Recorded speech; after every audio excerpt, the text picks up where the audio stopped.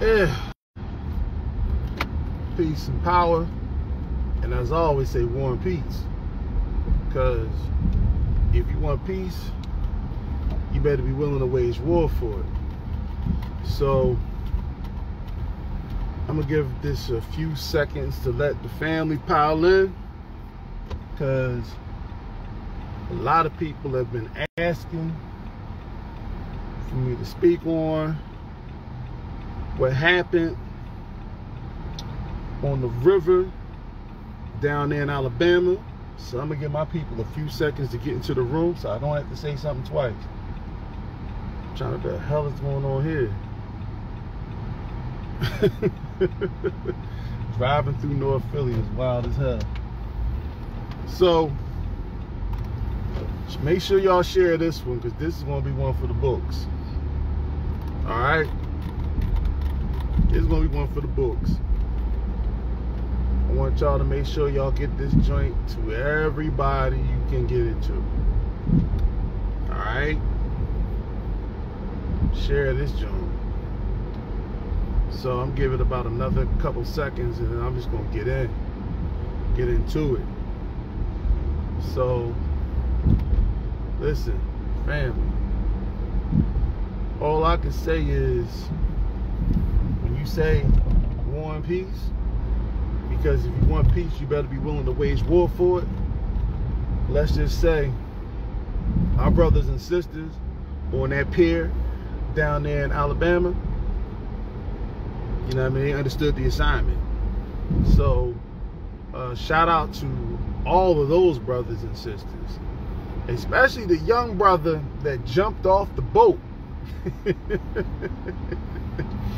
and swam and got right in the mix. From what I understand, he was a 16-year-old brother. He saw his brother over there tussling with these cats out of pocket, and they tried to jump him. And he did what Malcolm said: I'm gonna get there by any means necessary. Let me just say this, y'all. This is a good thing. This is a good moment. We got to see black people standing up for themselves.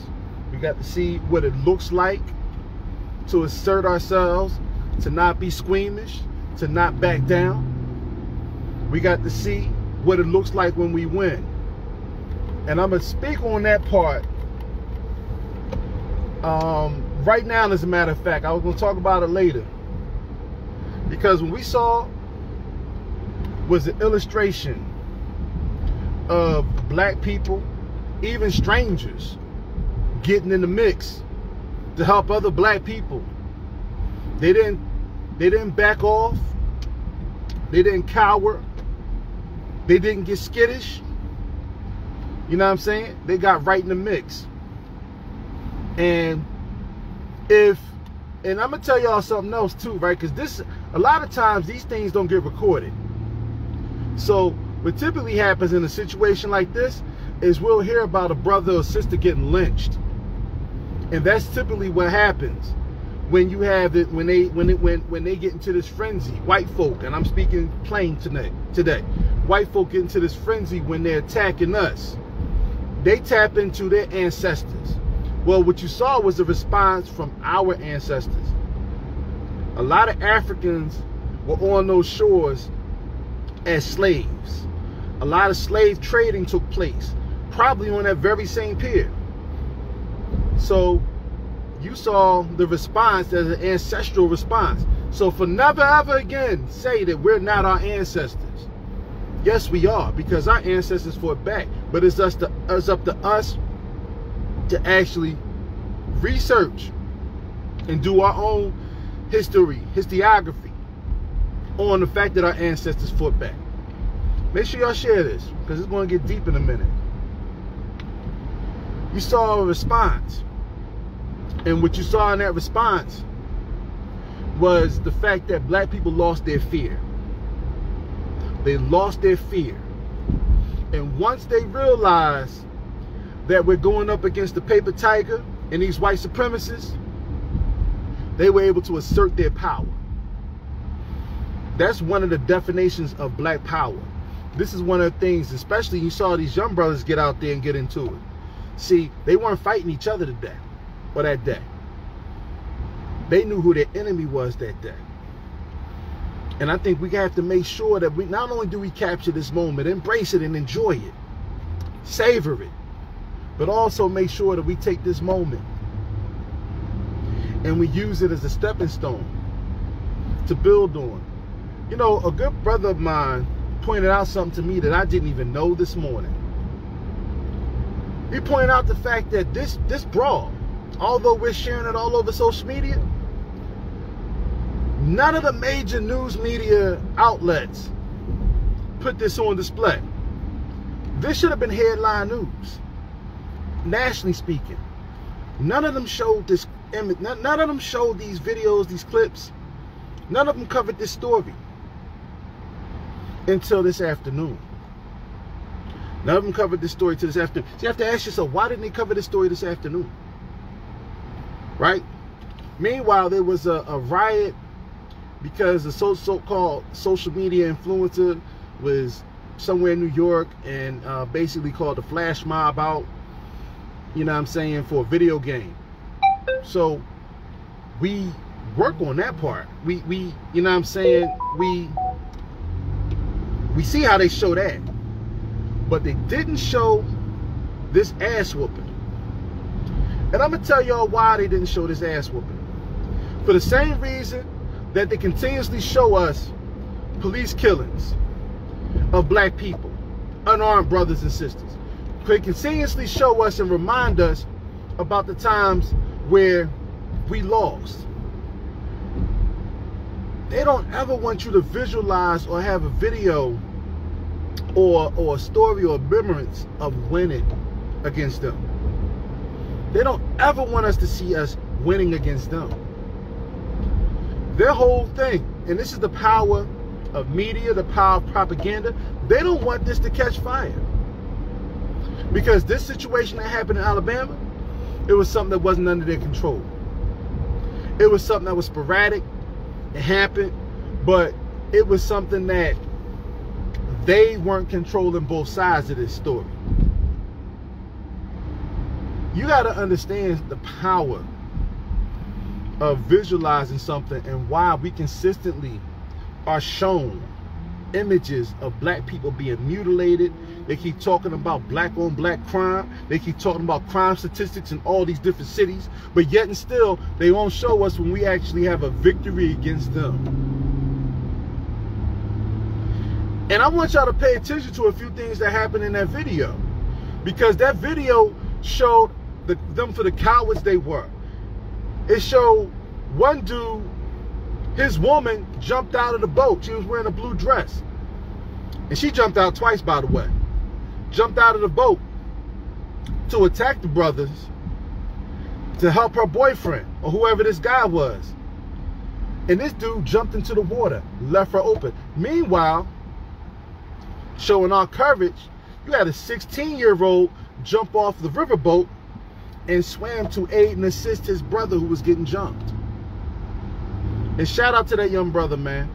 One more thing, you know, we really have to understand that, because we're often compared to white men in terms of their valor, in terms of their masculinity, in terms of their manhood. But in that particular moment, when manhood was called upon for a fight that they started, when the numbers were even, these cowards were abandoning their post, abandoning their women.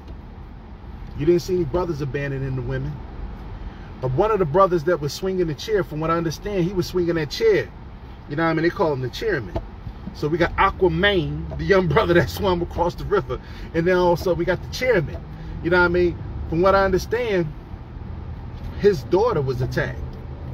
And that's why he was free willy with that chair. You know what I'm saying? Let's keep it pop. Let's keep it 100.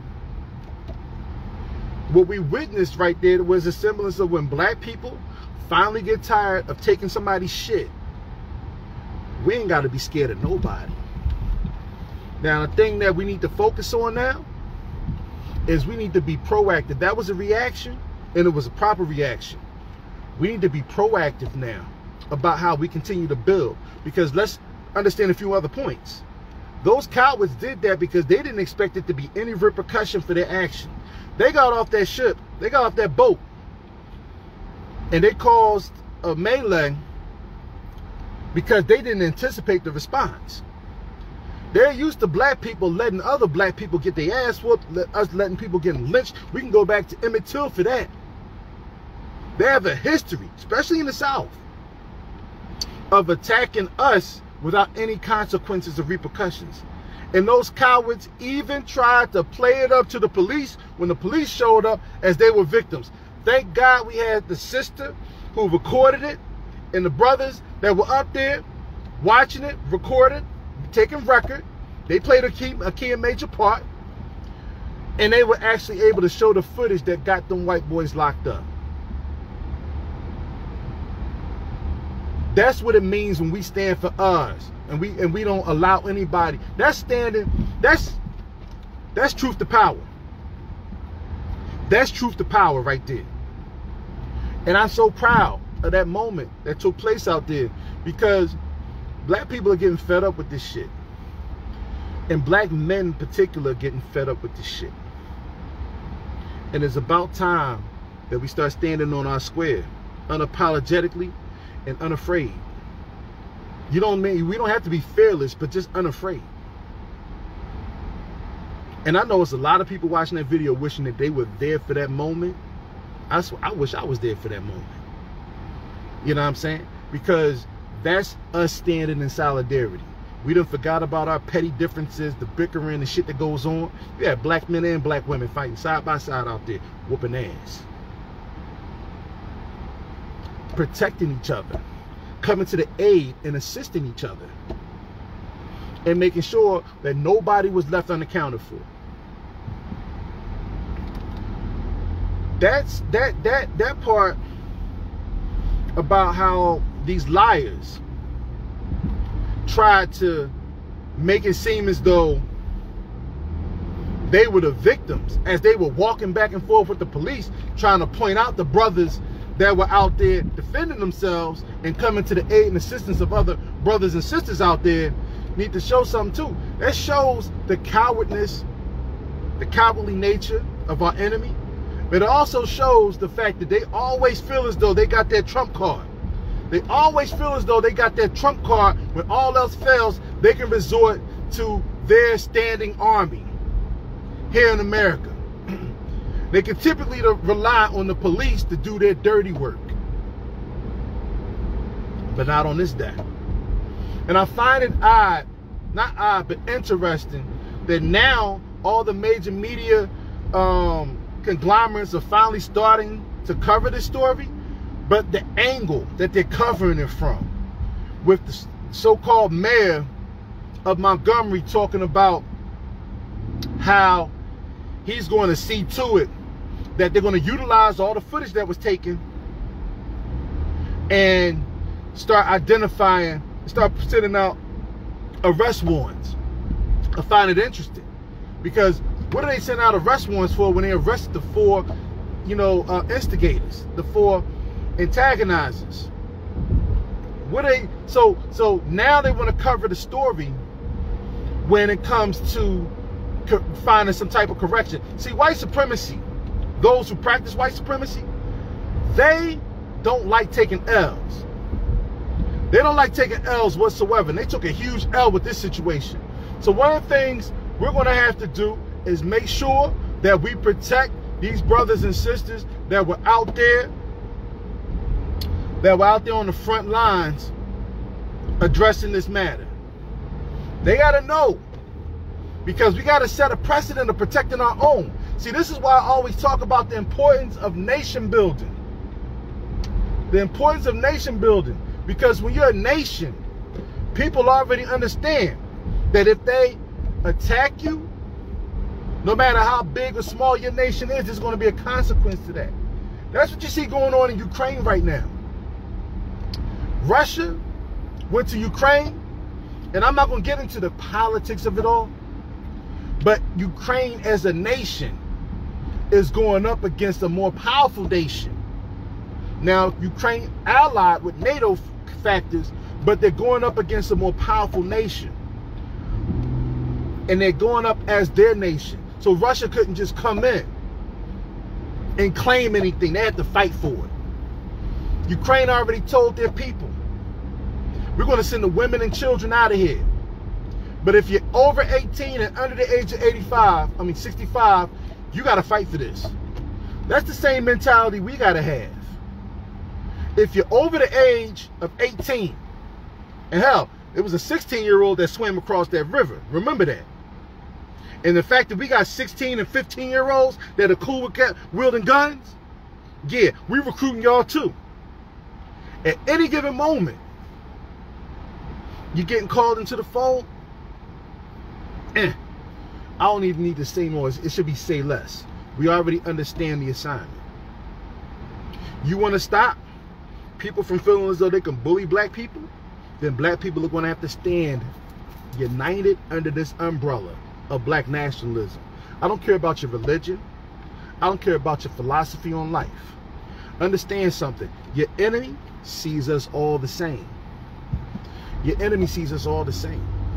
And since your enemy sees us all the same, God damn it, then we better unite like the Avengers and assemble like they did on that pier. Just understand something. All we got is us. But we're all we need. The biggest threat to this industrial power complex is us. This is why they fight so hard to destabilize us, to push negative and ratchet culture towards us, to push murder culture, that we kill each other internally. This is why they push that towards us. Because they understand if we ever were able to stand on our own 2 feet, if we were ever able to put our little bullshit tribalism to the side and focus on what we need to do to protect us, to build futures for our children and to protect our families, game over. You had, in this particular country, let me just explain to y'all the history. In this particular country, you had about 20 years where black people were uninterrupted with no resources whatsoever, dealing with Jim Crow racism, dealing with the Klan, but yet and still the infrastructure black people were allowed to build. 20 years. Go back and look this up. Literally from 1880 to early 1900s. Black people built industrial townships, built mega business districts all over the Midwest and the South. Tulsa wasn't the only one. You had 62 other Black Wall Streets in Oklahoma alone, in Georgia, Texas. Look up Slocum, Texas. You had East St. Louis. Look up all these areas I'm telling you about. They didn't fail because black people weren't building. They failed because they were sabotaged by these same white bastards whose descendants were on that pier. On that pier. When we were left alone, we were building so much power in this country that internationally people wanted to trade with us. Countries wanted to do trade with us. Understand who you are and where you come from. Understand when you say I'm no longer, I'm not my ancestors, I'm not my grandparents. Your ancestors and your grandparents fought just like those brothers and sisters were fighting on that pier this weekend. Don't you ever dishonor them again. They weren't trying to sing Kumbaya, but that's what this media is trying to show you. That's why they give you a sanitized version of Black History Month, a sanitized version of Martin Luther King's "I Have a Dream" speech. Know who you are and where you come from. And understand the power that we have. We come from a place, our spirituality is more powerful. We come from a place where our genetics are more powerful. We come from a place where when we work together, we're the most unstoppable force on the planet. What you saw on that pier, what you saw down there by the river. By the way, Sam Cooke sang about that river. Change is going to come. I was born by the river. That was the exact river he was talking about. Sam Cooke is from Alabama. When you think about all those things and you add up all those things, understand our power, family. This is why when we saw what happened, we have to make sure we continue to follow up with those brothers and sisters on that pier. Make sure, just understand something. Like I said before, the white supremacists don't like the laws. They're going to strike back. What are we going to do proactively to prepare for that moment? And what are we going to do moving forward? So with that said, family, I'm going to leave y'all with that right now. I appreciate y'all. Love y'all. And like I say every time, war is peace. Because if you want peace, you better be willing to wage war for it. Ashe.